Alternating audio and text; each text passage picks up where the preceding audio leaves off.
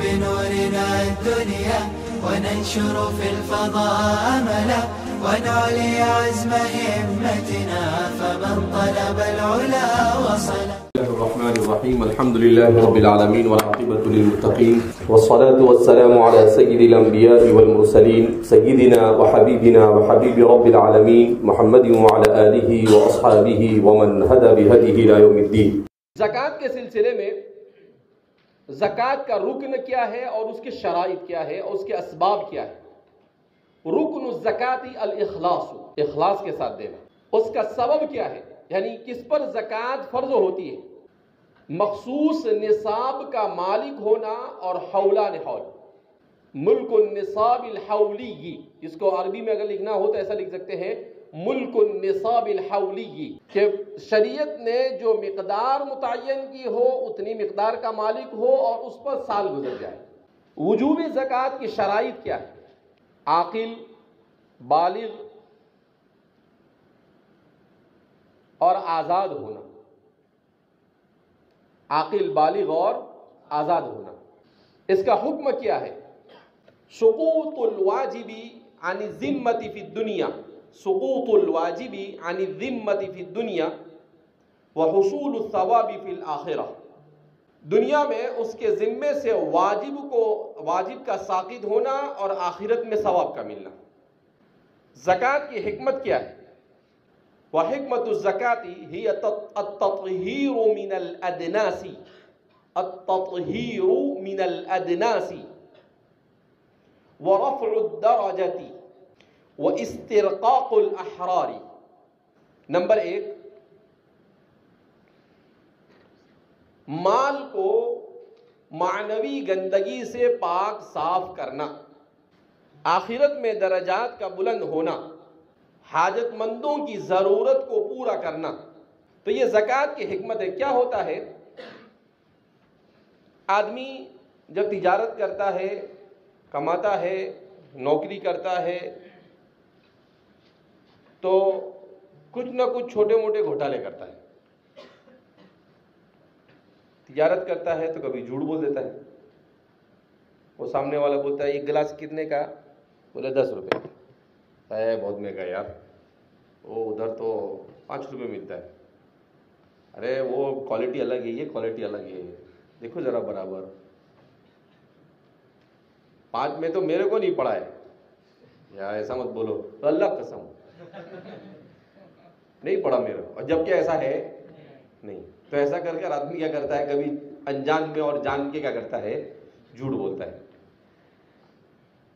اللہ کے رسول صلی اللہ علیہ وسلم نے کی روایت میں فرمایا کہ تمہاری بیع و شراء کے اندر میں یشوبہ الکذب، کبھی جھوٹ شامل ہو جاتا ہے، کبھی دھوکہ شامل ہو جاتا ہے.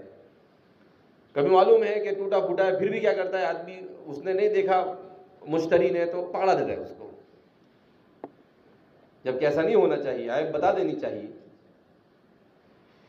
تو ایسی بہت ساری چیزیں ہوتی ہیں جان انجان میں، جس کی وجہ سے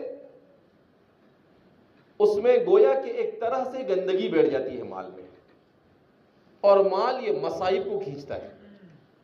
حدیث میں ہے کہ جب آپ کسی کو دھوکہ دو گے، کسی کے ساتھ جھوٹ بولو گے، جو جزاء سیئۃ سیئۃ مثلھا، تو آپ کو بیماری لگ سکتی ہے، کوئی نقصان ہو سکتا ہے، ایسی کوئی بھی چیز ہو سکتی ہے.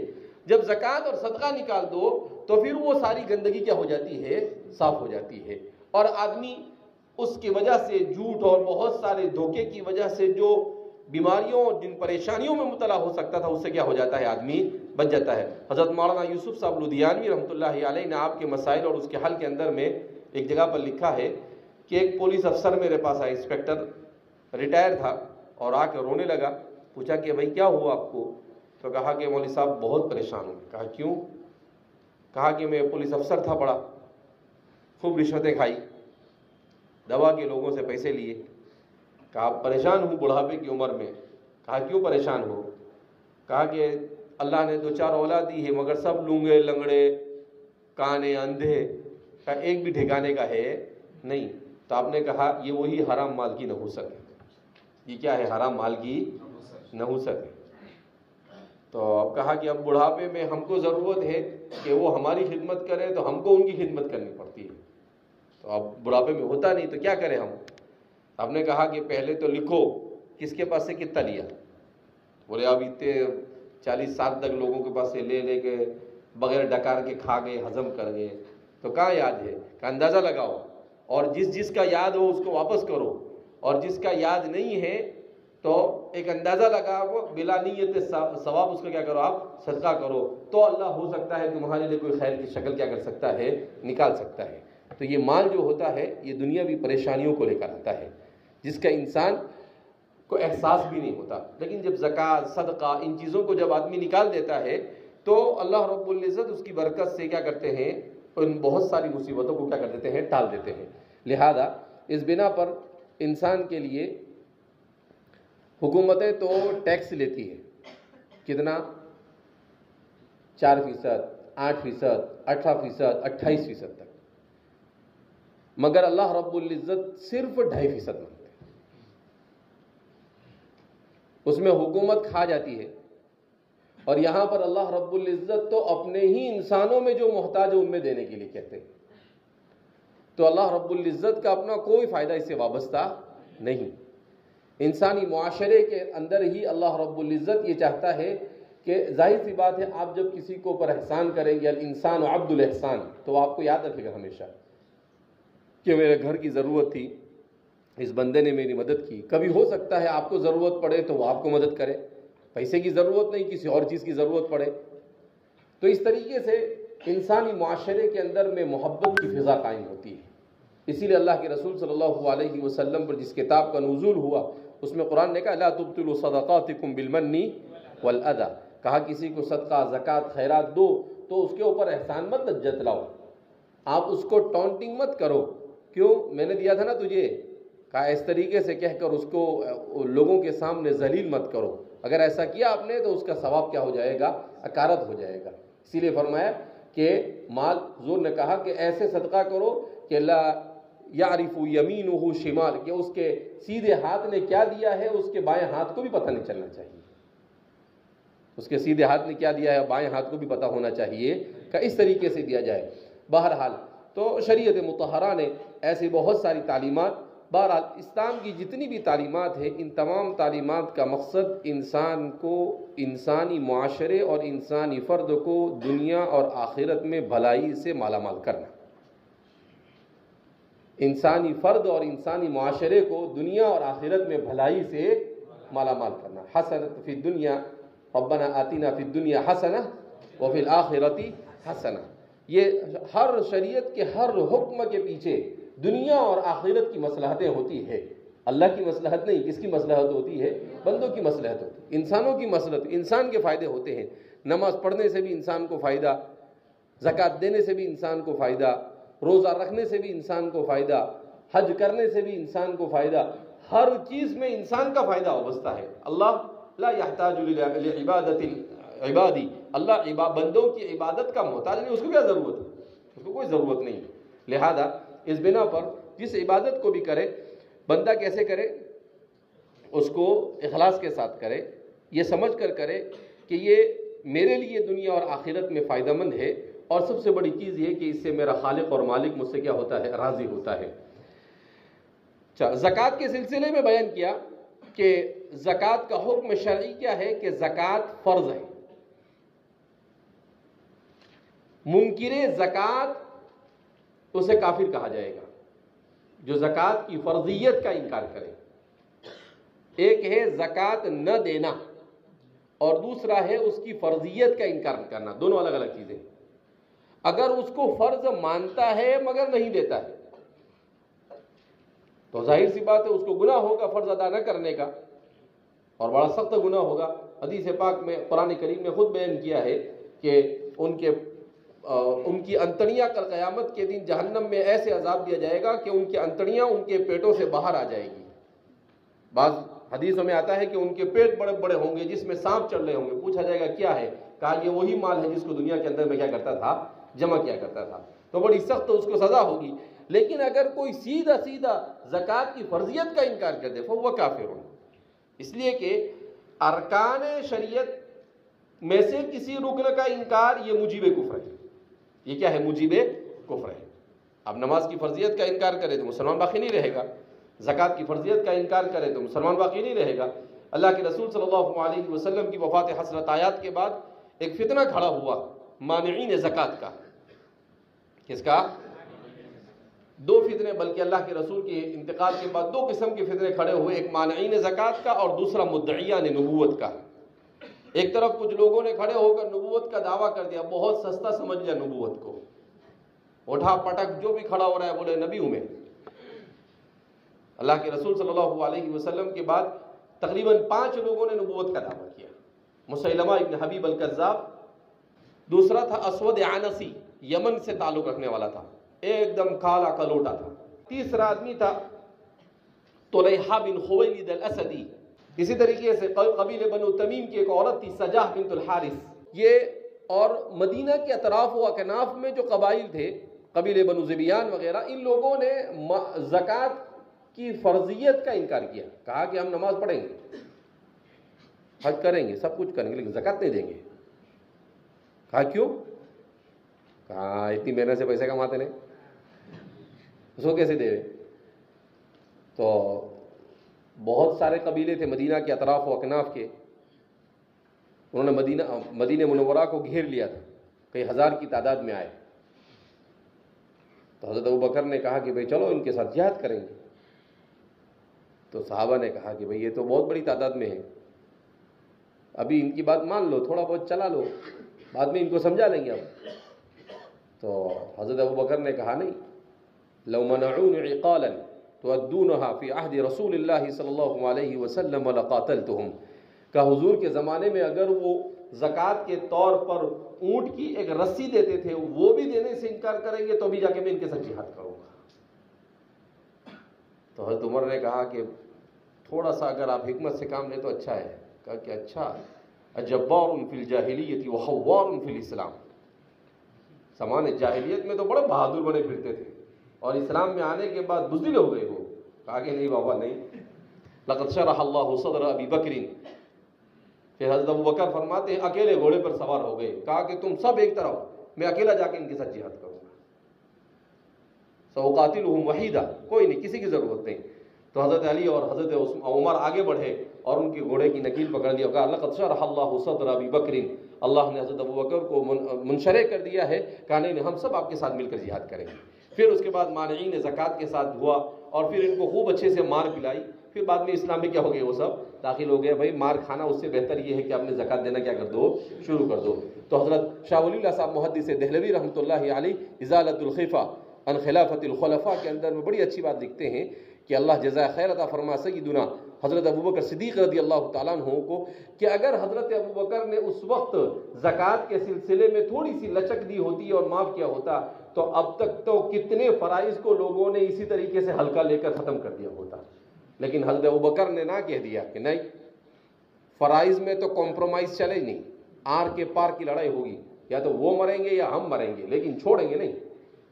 تو فرماتے ہیں کہ حضرت ابوبکر کا زمانہ یہ اگرچہ صرف 2 سال، 2.25 سال کا زمانہ تھا، مگر ان 2.25 سالوں میں آپ نے جو خدمات انجام دی ہے وہ 1400 سال پر بھاری ہے۔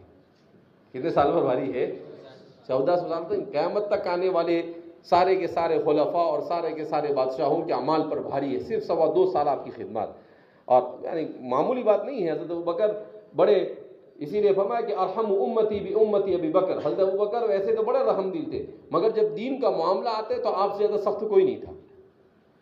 بہرحال حضرت یہ ابوبکر کی فراست تھی کہ پورے جزیرۃ العرب کے اندر میں کہیں ارتداد ہے، کہیں مانعین زکوٰۃ ہے۔ حضرت ابوبکر نے ذہن دوڑایا اور فرماتے ہیں 11 لیوا تتحرک من المدینہ المنورہ، آپ نے 11 لشکر تیار کیے۔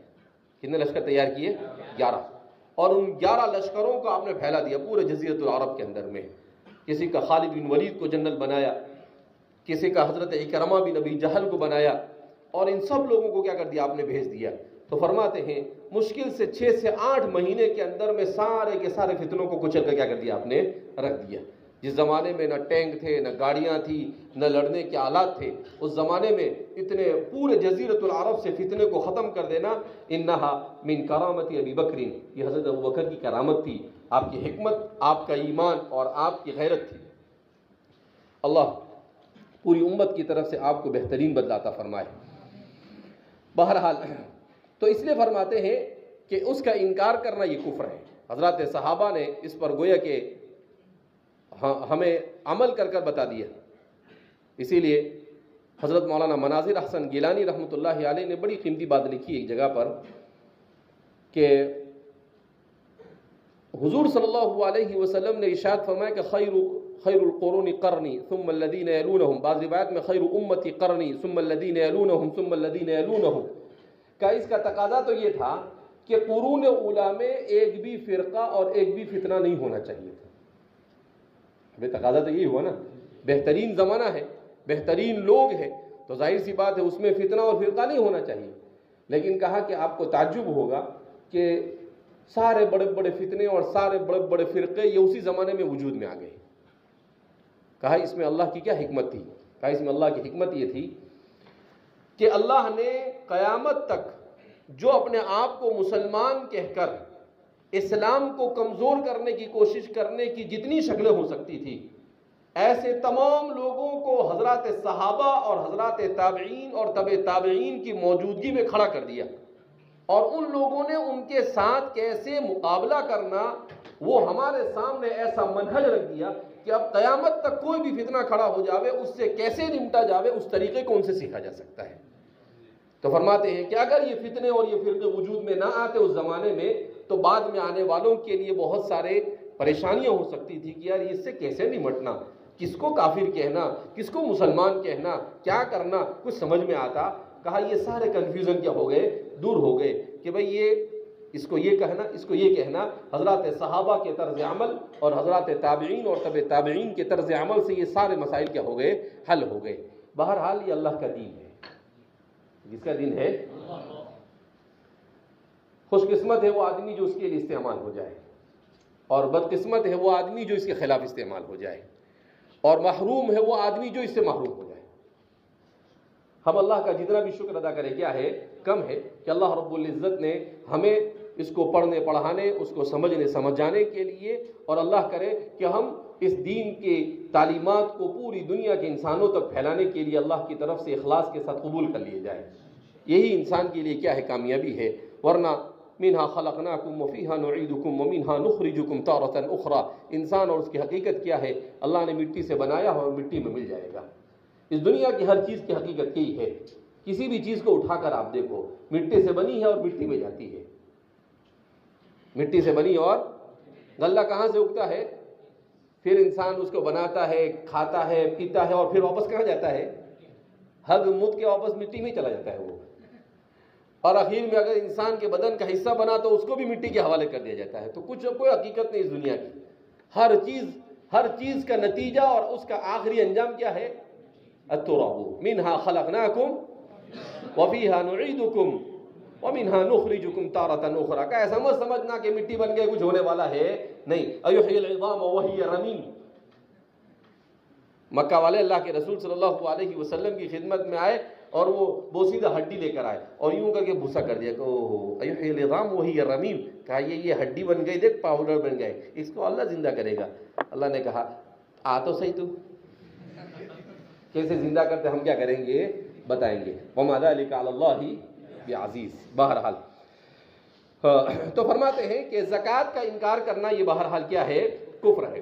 زکوٰۃ کے سلسلے میں ایک بڑی اچھی بات یہ کہی جاتی ہے کہ شریعت مطہرہ نے زکوٰۃ کو فرض کیا، اور اس کا جو نصاب متعین کیا ہے ہر چیز کے لیے تو بقدر مشقت ہے، یعنی جس چیز میں جتنی زیادہ مشقت ہوتی ہے اس میں اتنا کم اللہ رب العزت نے زکوٰۃ کو فرض کیا، اور جو چیز کم مشقت سے حاصل ہوتی ہے اس میں زیادہ زکوٰۃ کو فرض کیا۔ جو چیز کم مشقت سے حاصل ہوتی ہے اس میں زکوٰۃ زیادہ، اور جو چیز زیادہ مشقت سے حاصل ہوتی ہے اس کے اندر میں زکوٰۃ کم رکھی۔ کیوں؟ تاکہ انسان کو بوجھ نہ بنے۔ اسی لیے فرماتے ہیں کہ سب سے زیادہ زکوٰۃ لی جاتی ہے، یہ خمس لیا جاتا ہے مال غنیمت میں، کیونکہ مال غنیمت آسانی سے حاصل ہوتا ہے، اس میں انسان کو بہت زیادہ مشقت اٹھانی پڑتی نہیں. اس کے بعد عشر لیا جاتا ہے. کس سے؟ بارش کے پانی سے جو چیزیں کھیت میں پکتی ہے اس میں سے عشر لیا جاتا ہے.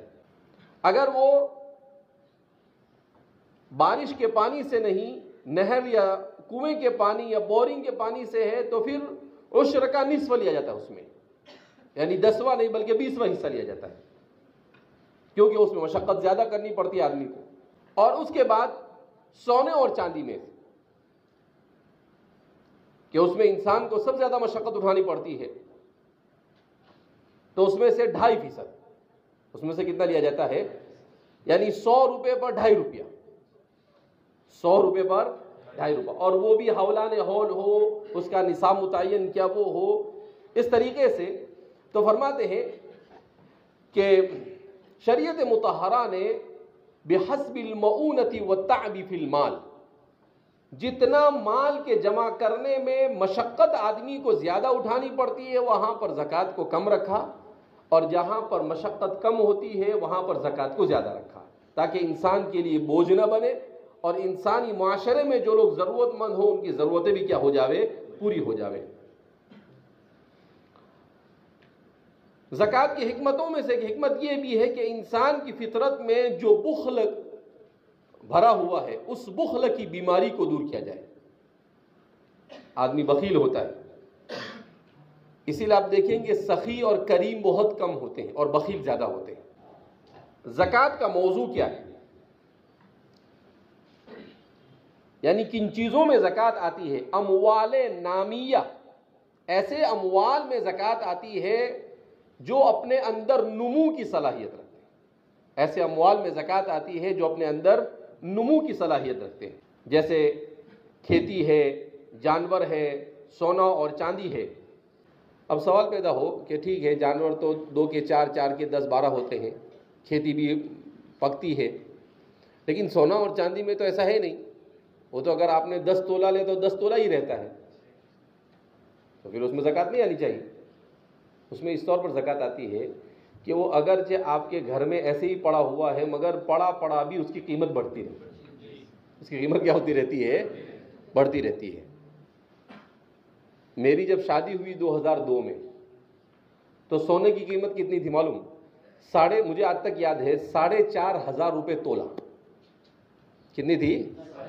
2002 میں 4,500 روپے تولہ تھی، 4,500 روپے. آج سونے کی قیمت کتنی ہے معلوم؟ آج سونے کی قیمت 75 سے 80 ہزار روپے، 75 سے 80 ہزار روپے تولہ، 75 سے 80 ہزار روپے تولہ. اور آج میں اخبار میں بھی صبح میں پڑھ رہا تھا تو اس میں اخبار میں بتایا کہ ان قریب 1 لاکھ روپے تولہ ہونے والا ہے. 1 لاکھ روپے کا تولہ. اتنی مہنگائی جو ہو رہی ہے تو اس سے ایسا محسوس ہو رہا ہے کہ 1 لاکھ روپے پہ پہنچ جائے گا. اب آپ اندازہ لگاؤ کہ 22 سال کے اندر میں کتنا فرق پڑ گیا کہ جو 4,500 کا مل رہا تھا وہ 80,000 کا مل رہا ہے. یعنی 20 تولہ کی قیمت کے برابر ہو گیا. 1 تولہ کتنی قیمت کے برابر ہو گیا؟ 20 تولہ. تو اس کو نمو کہیں گے. اس کو کیا کہیں گے؟ نمو. کہ وہ پڑا بھی اس کی قیمت کیا ہوتی رہتی ہے؟ بڑھتی رہتی ہے. تو فرماتے ہیں کہ اس کا موضوع جو ہے وہ اموال نامیہ ہے. چاندی کا بھی یہی حال ہے. ہم چھوٹے تھے تو سنتے تھے چاندی کتنے کا؟ 30 روپے کا، 35 روپے کا تولہ. ابھی چاندی کتنے کا تولہ ہے؟ 700-800 روپے کیا ہے؟ تولہ ہے. اب کہاں 30-35 روپے اور کہاں 700-800 روپے. وہی ہوتا ہے، 20 گنا ہو گیا. تو اس لیے فرماتے ہیں کہ اموال نامیہ کے اندر میں زکوٰۃ کو کیا کیا جاتا ہے؟ زکوٰۃ کی فرضیت کب ہوئی؟ زکوٰۃ کی فرضیت کب ہوئی؟ اس سلسلے میں جمہور کی رائے یہ ہے کہ ہجرت کے بعد زکوٰۃ فرض ہوئی. سن ہجری 2 میں رمضان کے روزوں کی فرضیت سے پہلے امام نووی اور امام ابن اسیر نے اسی کو راجح قرار دیا ہے. امام ابن اسیر نے ایک قول نقل کیا ہے کہ سن ہجری 9 میں فرض ہوئی، مگر حافظ ابن حجر اسقلانی نے اس کی تردید کی ہے. امام ابن خزیمہ نے یہ دعویٰ کیا ہے کہ زکوٰۃ کی فرضیت یہ ہجرت سے پہلے ہو چکی تھی. البتہ حافظ ابن حجر اسقلانی نے بھی اس کی تردید کی ہے. صحیح یہی ہے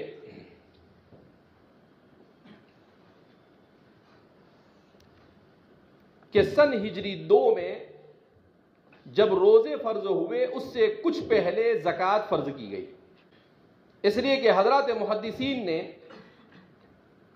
صراحتاً حدیث کو ذکر کیا ہے، امرنا رسول اللہ صلی اللہ علیہ وسلم بصدقۃ الفطر قبل ان تنزل الزکاۃ، کہ زکوٰۃ کے حکم کے نازل ہونے سے پہلے صدقہ فطر کا حضور نے ہمیں حکم دیا تھا۔ تو یہ ہے زکوٰۃ کی فرضیت کو سن ہجری 2 میں ماننا زیادہ راجح ہے۔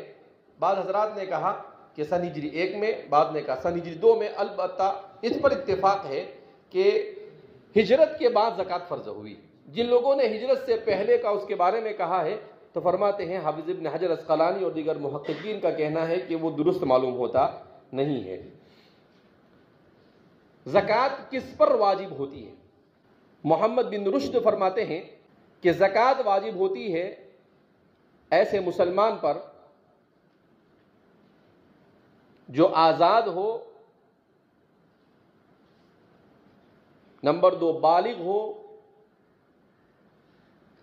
نمبر 3 عاقل ہو، نمبر 4 نصاب زکوٰۃ مقدار کے مال کا مالک ہو، اور اس کی یہ ملکیت تامہ۔ تو یہ کس شخص پر زکوٰۃ فرض ہوتی ہے اس کو بیان کیا گیا۔ بہرحال زکوٰۃ کے ابواب کو شروع کرنے سے پہلے زکوٰۃ سے متعلق جس کو مقدمہ زکوٰۃ کہہ سکتے ہیں اس کو بیان کیا جا رہا تھا۔